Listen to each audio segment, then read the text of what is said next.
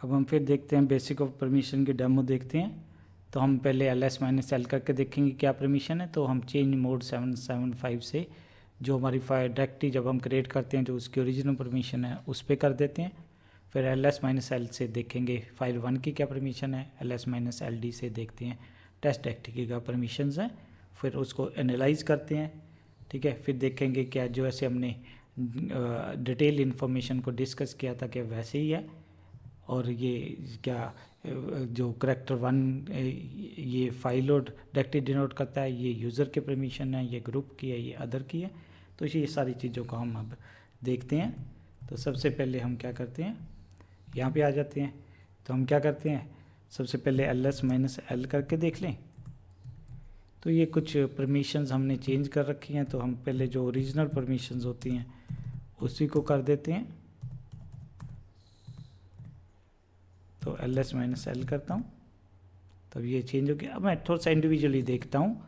तो सबसे पहले हम ls-l फाइल 1 की परमिशंस देखते हैं। तो ध्यान रखना ये जो पहला करैक्टर है ये आपको बताता है कि ये फाइल है कि डायरेक्टरी है, तो यहाँ पे हाइफन है मीन फाइल है। अगली जो ये तीन, दूसरा, तीसरा और चौथा करैक्टर, ये आपको क्या पता है, यूज़र परमिशंस। इस केस में यूज़र कौन सा हो गया हमारा, ये। तो पहला कॉलम, दूसरा, तीसरा, ये डिसाइड करेगा। इसका मीनिंग जो y1 यूज़र है उसको रीड की भी परमिशन है, राइट की भी परमिशन है।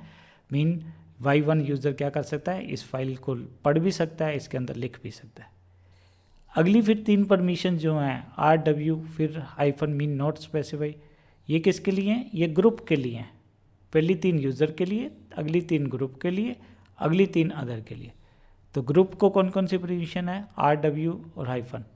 तो इसमें ग्रुप भी क्या है आपका y1 है, क्योंकि जब हम यूज़र क्रिएट करते हैं तो बाय डिफ़ॉल्ट जो यूज़र क्रिएट करते हैं उसी नाम की डायरेक्टरी भी क्रिएट हो जाती है। बाद में हम देखेंगे कि भी नहीं, हमने तो क्या करना है भी, एक ही ग्रुप है उसके अंदर दो यूज़र डालने हैं, तो वो देखेंगे हम क्या है। तो इस केस में जो हम यूज़र बनाते हैं उसी नाम का वो ग्रुप बना देता है, ये इसको ध्यान रखना।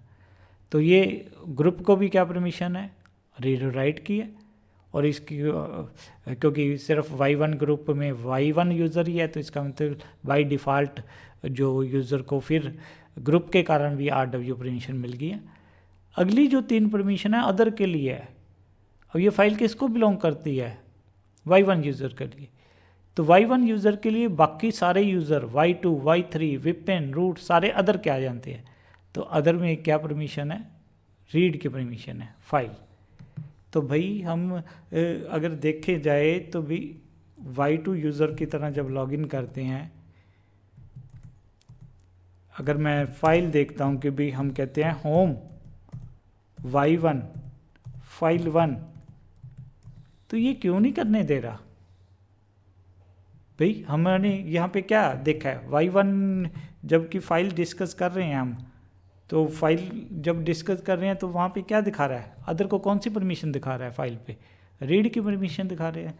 तो रीड की परमिशन तो है, तो इसका मीनिंग कुछ और प्रॉब्लम है कि भी फाइल पे एज सच जब y1 ने ये फाइल बनाई हुई है, अदर्स के लिए रीड की परमिशन है। तो क्या दिक्कत है वो हम देखने वाले हैं, पर उससे पहले अब क्या करें, ls-ld टेस्ट को भी करके देख लें।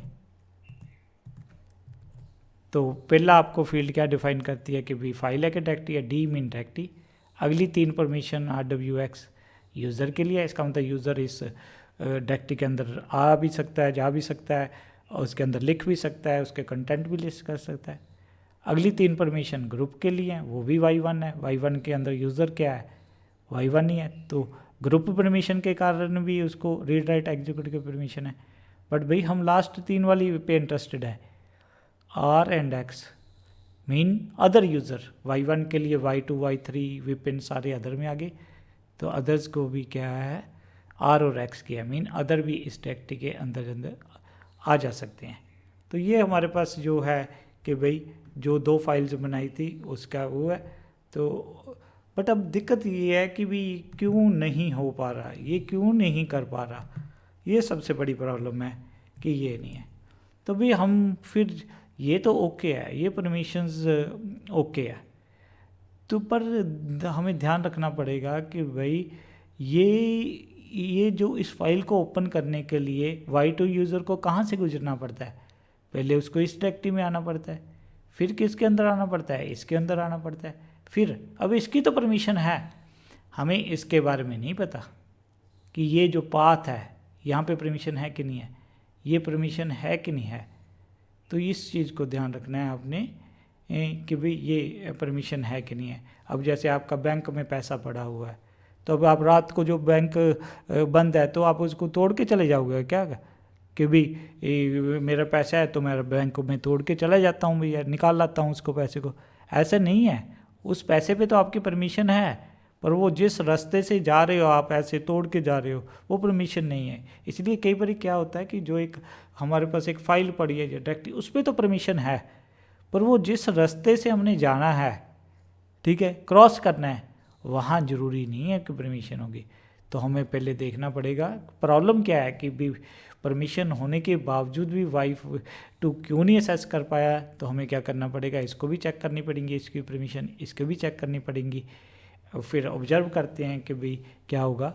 तो इसको हम देखेंगे अगली वीडियो में, बट उससे पहले हम क्या करते हैं, फिर देखते हैं कि हमने अभी इस डेमो में क्या किया, थोड़ा सा देखा है डिटेल में, फिर डिटेल इन्फॉर्मेशन एनालाइज करने की कोशिश की कि जो पहला जो हमारा करैक्टर होता है वो फाइल या डायरेक्टरी, फिर अगले 3 यूज़र के लिए हैं, अगले 3 जो है आपके ग्रुप के लिए हैं, अगले जो लास्ट 3 हैं वो अदर के लिए हैं, फाइल्स के लिए क्या परमिशन होती हैं, डायरेक्टरी के लिए क्या है, वो सारा कुछ हमने डिस्कस किया है। ये थोड़ा सा और डिटेल में चले गए, ठीक है। तब हम नेक्स्ट वीडियोस में देखेंगे कहाँ पे इशू कहाँ पे है, क्यों नहीं Y1 की फ़ाइल परमिशन होने के बावजूद Y2 असेस कर पा रहा, रीड कर पा रहा, उस प्रॉब्लम को हम देखने वाले हैं।